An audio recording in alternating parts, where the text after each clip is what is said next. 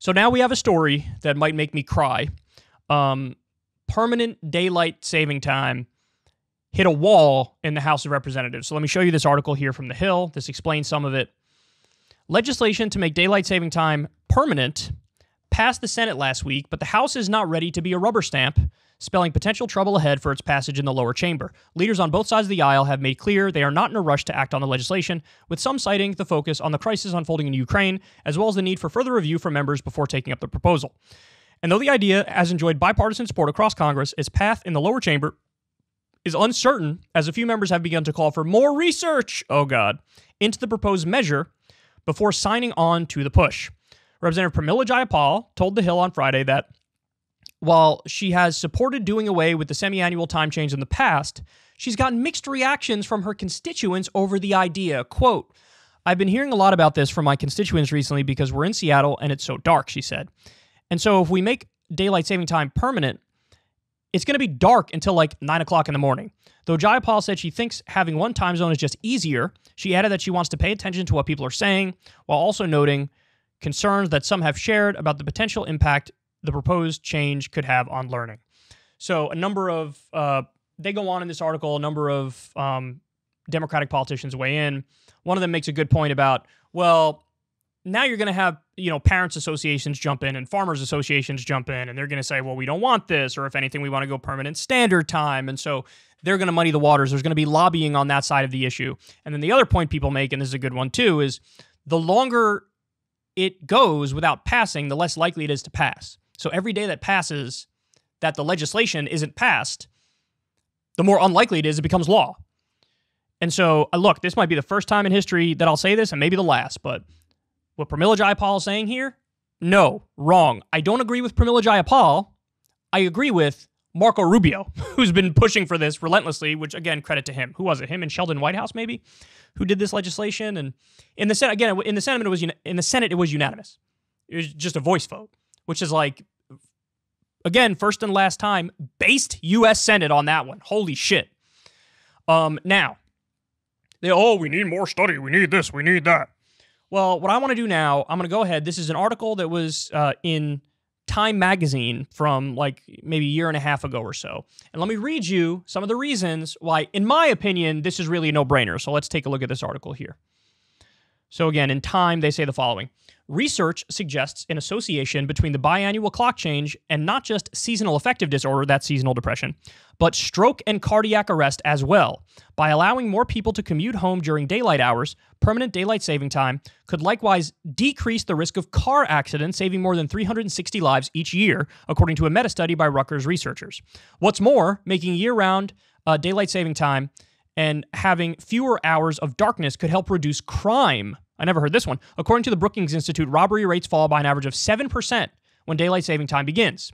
When Congress extended daylight saving time by 4 weeks in 2007, it resulted in $59 million in annual social cost saving because of a reduction in robberies.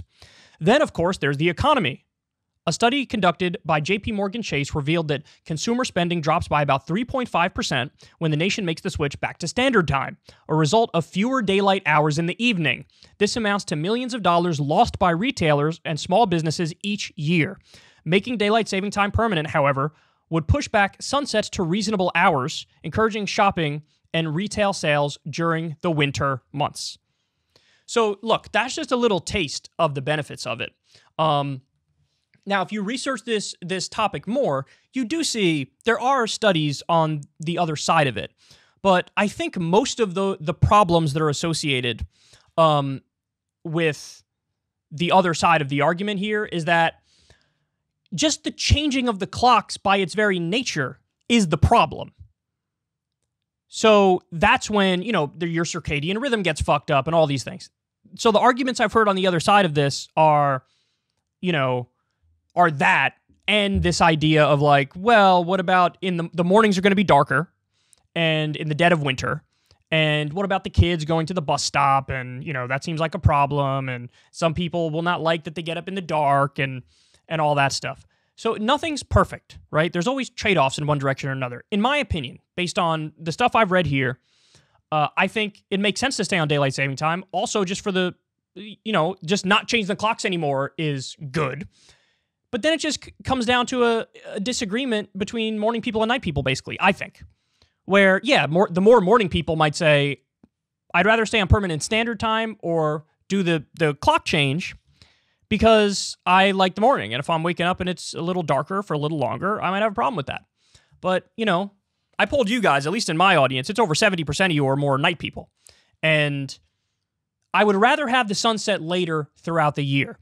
And my biggest point in this conversation is just a deeply personal one, which is I think I struggle a little bit from the seasonal affective thing, a seasonal affective disorder, which used to be called seasonal depression.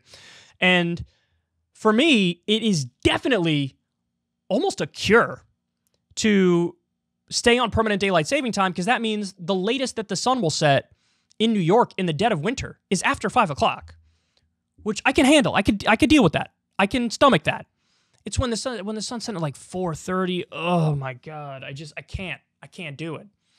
And, you know, another interesting point on this is if you stay on permanent standard time, which again is when the sun sets earlier and rises earlier, in the dead of summer, you're going to have the sun rise in New York at like 4:30 a.m. Like, no. Sun coming up at 4:30. Like, what the fuck is that? Well, I like to get up early, so I get up at like fucking 4 a.m. Like, that's some psycho shit, dog. That's some psycho shit. So, look, in a sense, this is personal to me. Because I know, as somebody with seasonal affective disorder, when that sun sets later, I feel a hell of a lot better.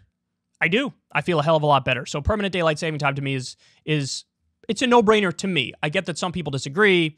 I get that there are arguments on the other side of it.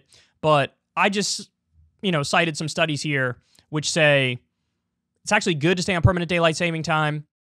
It's a shame that this thing hit a snag because it's the one good thing that the Senate has done in so fucking long. And I get there's other more important issues going on, but for the love of God, throw us a bone every now and then. Throw us a bone. So the House of Representatives, get your shit together. Don't we need 978 studies. We need 40 different lobbying groups to weigh in. You know, we need to drag our feet. We need to overthink it. No. Sun setting later equals nicer to most people. You have all the reduction in the strokes and the heart attacks and all that stuff. A lot of people just don't like switching the clocks. So some people it would be whatever, keep it permanent standard or permanent daylight saving time. And they're just like, do that. So, okay, but just, this is the one that passed the Senate. Jump on it now. And there was a time in the 1970s, to be fair, where they did this. And apparently many states didn't like it after they did it. And so they switched back. Okay, fair enough. But at the very least, pass this and then let the states, if they want to opt out, opt out. But I would hope that the majority of them wouldn't opt out. And honestly, I don't think they would. I think most states would probably stick with it. So the time has come. Do the right thing, because it'll certainly make me feel a hell of a lot better in the winter. That's for sure. Hey, y'all, do me a favor and like and subscribe. It helps out big time in the algorithm. Click the bell as well for notifications when videos drop, and watch that video on screen right now. You know you want to.